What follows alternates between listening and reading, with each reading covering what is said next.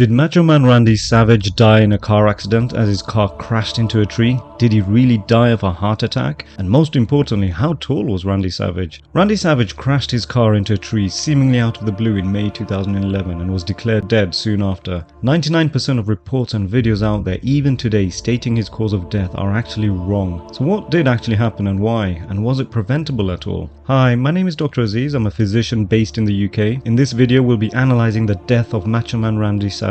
I've got a copy of his autopsy report and some previously undisclosed information about events leading up to his demise, so I'll be going through all of that, and as always I'll explain any jargon. We'll also look at whether any of his lifestyle factors, steroids, growth hormones and other substances he purportedly used played a role in his death, whether he could have been saved and still be alive today. I'll explain how tall he was measured at death, and stay tuned to the end where I'll be giving some quick learnable tips for you to take away today to help keep you and your family safe in the event of a medical emergency. Macho Man Randy Savage, real name Randall Poffo, was one of the most charismatic, colourful, distinctive, entertaining wrestlers. His star run predominantly from the mid-80s until about the turn of the century, wrestling in the WWF and WCW. His feuds with Ricky Steamboat, Hulk Hogan and Ultimate Warrior were particularly memorable, as were his romantic involvements with Miss Elizabeth, Sensational Sherry and Gorgeous George. As with other videos, we won't dwell too much on his wrestling career. There are many other videos out there for that, but rather focus on his health and death. But before we get to what happened at the time of his dying and his autopsy report, we need to discuss a few relevant questions. Did Randy Savage want to die? Randy Savage was very close to his father, whom he idolized. His father passed away in 2010, just a year before Savage did. Randy Savage at times started talking to his family about his own death and what to do with his ashes after he passed away. I didn't think too much of it because he always spoke fatalistically. Lanny, his brother, commented regarding this. He spoke fatalistically since our dad died. In medicine we often see this. When someone loses a loved one, they often give up the will to live, and it's very soon after they die. This term is sometimes referred to as inanition.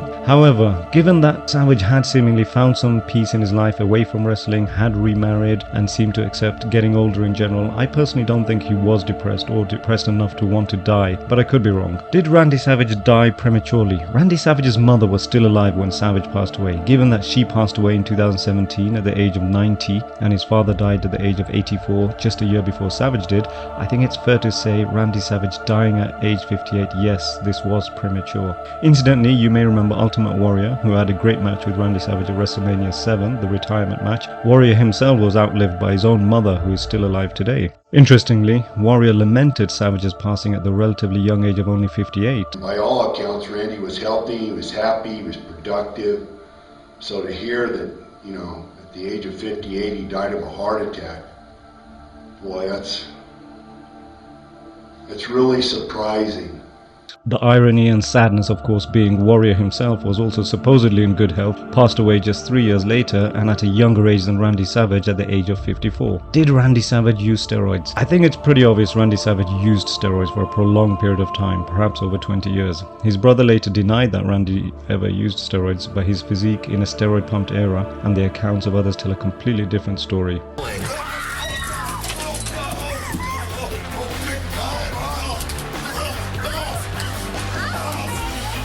He was intense. Mix a little intensity with the right toxins and the right poisons, and he can get a little crazy. No! Somebody get some help back there! No! Somebody get some help! You guys were doing a lot of pills, man. And a lot of pills. It doesn't matter which one of them. Some of us, including myself, did fair amounts of cocaine just to get going. What's he doing there? Your body needs time to heal.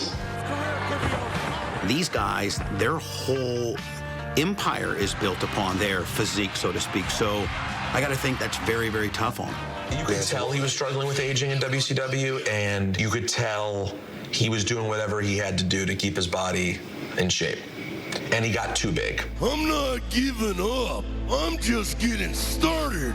In that period of time, it was about guys being bigger, stronger, faster. It was in all sports. A lot of wrestlers took the steroids just to heal and to maintain their body.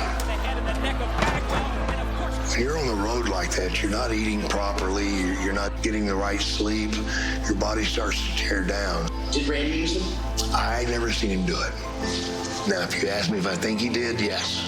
Even though he was older, he didn't act older. He was fast going, upbeat, he worked out every day, he was just Go, go, go, go, go. That was Randy. When I first met Randy, he was definitely doing steroids. There was veins upon veins. He had veins in his eyelids. If he started to regress from it, he'd see the difference in his body change. So as soon as he thought for 1 second he was getting older, he'd push more. We would always stop at his mom and dad's, and Angela would put me in the massage chair. We would take Randy upstairs to give him his medicine. The dad would distribute the things that he needed to enhance his physical being. I would stay in the chair till the shots were distributed, and then we'd jump in the car and leave. We were doing alcohol, ecstasy, steroids, uppers, downers. He liked to indulge in some ecstasy. In Florida, it was kind of on the scene, especially over in Tampa. He'd sometimes give me $200-300, and I would go and get him, and I'd give them to him. Randy would walk around with $1,000 or more worth of ecstasy pills in his hip sack at all times.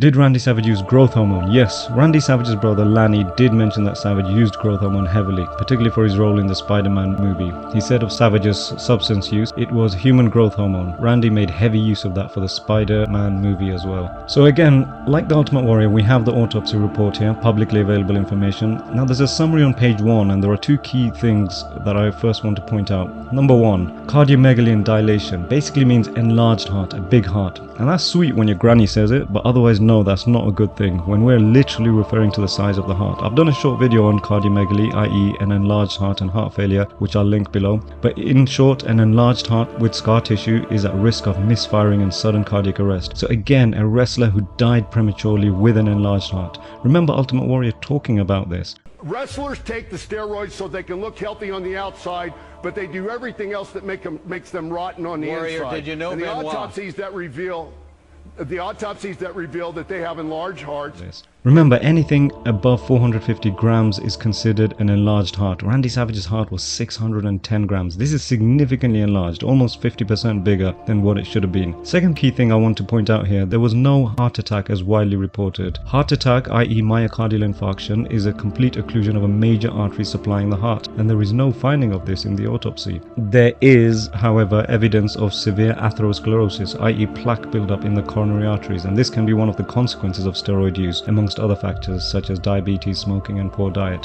Interestingly, it also mentions here mild atherosclerosis of his cerebral arteries, i.e. there was some plaque buildup in the blood vessels supplying blood to his brain. I do wonder if this had a role to play in some of his behavioral changes towards the end. Where it says natural here towards the bottom, it just means an individual died of a disease process, not an external environmental factor such as suicide, murder or accident. So again, we can categorically rule out the road traffic accident. Natural, by the way, doesn't mean that it was not preventable. It just means that a disease process took place of which there could have been a number of factors causing that disease. For example, if someone were to smoke 200 cigarettes a day and then develop lung cancer and die from it, their cause of death would still be listed as natural because it's a disease process. For even further evidence that this was an abnormal rhythm causing sudden cardiac arrest, we actually have more detail from Randy Savage's brother again, who even specified the type of abnormal heart rhythm, in this case called ventricular fibrillation, that Randy Savage suffered from during his cardiac arrest. Lanny Poffo, Randy Savage's brother, also mentioned, what it means to me is it was a beautiful way to die, it's painless. So I can see why his family would want to believe that, but it might not be entirely true. Leading up to VF, ventricular fibrillation, a patient can experience nausea, chest pain, shortness of breath and generally feeling unwell. We know from his wife, Lynn, that he told her he wasn't feeling well that morning, and even before his cardiac arrest he said, I think I'm going to pass out. Essentially, in my opinion, his heart was misfiring from hours before the fatal cardiac arrest. Could they have been saved? Now if you think back, this is very similar to what happened with Ultimate Warrior. He was feeling unwell, but again his wife Dana did not seek medical help until he started feeling extremely unwell and himself requested to go to the hospital. They were on the way to the hospital, but then it was too late. So it begs the question, could either of them have been saved? I think yes. Had they presented to the hospital earlier, then yes, this would have been picked up via ECG and other tests in the emergency department such as troponin blood tests, and if they then had the cardiac arrest in hospital, the chances of survival are significantly higher, and then subsequently possibly an ICD device could have been been fitted for any future cardiac events. Would they still be alive today? I think Ultimate Warrior would not have been, as I believe he had motor neuron disease, ALS. Randy Savage, possibly, although his heart was already in bad shape at the time of his death 10 years ago. He would have needed an ICD fitted, likely bypass surgery. I suspect his quality of life would have been poor if he was still alive today. How tall was Randy Savage? So according to this, 74 inches, which is 6'2", which is probably a little taller than what is quoted elsewhere. Now again, I'll have to look into how precisely these are measured, but I still find it difficult to believe that a medical examiner would make a number up, as mentioned in the Ultimate Warrior Part 2 video and the reasons why. But I accept that height is probably a little higher than most people's estimates. As mentioned, looking at some of the arteries in the brain, some of them had plaques which would impede blood flow slightly, but nothing very significant. Also, prolonged MDMA or ecstasy use can cause damage to the vessels in the brain. So again, that may have been a factor here. The heart. So again, this is where the majority of the issues are. We see here significant blockages, over 90% in some of the blood vessels supplying the heart, but again, no complete occlusion or blockage, so no evidence of myocardial infarction or heart attack. The heart is enlarged, as previously mentioned. Fibrosis, by the way, basically means scar tissue. The lungs. Interestingly, although there are no major abnormalities in the lungs, on the microscopic analysis, there are some mild emphysematous changes. These are some long-term changes leading to COPD, chronic obstructive pulmonary disease, almost all as a result of long-term smoking. Toxicology reports, so mild levels of pain, relief medications and alcohol within limits, nothing unremarkable here. Conclusion. In conclusion, there are three main points. Randy Savage did not die from the actual car accident, and I think most people know this by now. This just happened after his cardiac arrest. I remember someone rather crudely posting on Facebook, "Rest in pieces" at the time, but it was actually just a very minor collision. Number two, he did not die from a heart attack, aka myocardial infarction. Number three, he died from an abnormal heart rhythm, specifically ventricular fibrillation, almost certainly as a consequence of his enlarged heart, which is certainly a consequence of substance abuse. We're talking about steroids here, growth hormone. MDMA or ecstasy can lead to hypertension, aka high blood pressure, which in turn puts even further pressure on the heart, which dilates and enlarges as a compensatory mechanism. Sounds like Randy Savage liked to drink a fair amount too. This itself can cause enlarging of the heart, something known as alcoholic cardiomyopathy. Now, why does it matter, heart attack or sudden cardiac arrest? Why do I keep laboring this point of that it wasn't a heart attack but an enlarged heart causing a sudden cardiac arrest? Either way,